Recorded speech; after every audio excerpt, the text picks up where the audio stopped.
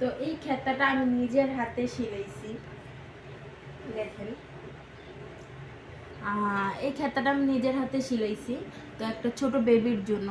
আসলে আমি যেটা সত্যি কথা, কিনে দেওয়ার মতো অ্যাবিলিটি আমার আছে বা আমি কিনে দিতে পারতাম, অনেক পেজেই পাওয়া যায়, কিন্তু আমি নিজের হাতে এটা আঁকছি, নিজের হাতে সিলাইছি। আমার আম্মু পেতে দিছে এটা, কিন্তু আমি নিজের হাতে আঁকছি, নিজের হাতে সিলাইছি।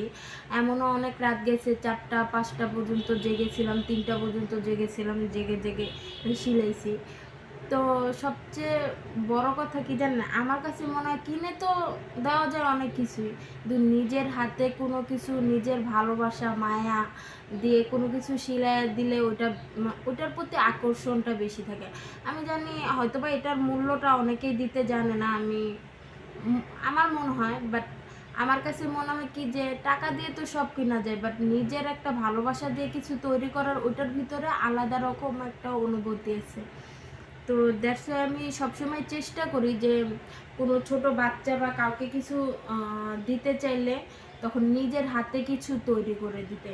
তো এই তো খেতাটা, তার ফাইনাল লুকটা দেখে আমি বেশি খুশি, যে দেখতে এতটা সুন্দর লাগতেছে। আমি ফার্স্টে অনেক কনফিউজ ছিলাম যে ব্ল্যাক কালারে ভালো লাগবে কিনা, কিন্তু আসলে অনেক সুন্দর লাগতেছে, আর আমার সুতার কম্বিনেশনটাও অনেক সুন্দর ছিল।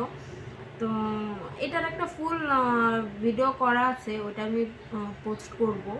তো আমার কাছে অনেক ভালো লাগছে যে আমি এটা সিলাইছি, এত কষ্ট করে, এত মায়া দিয়ে সিলাইছি। তো এখন চলে যাবে, যার জন্য সিলাইছি।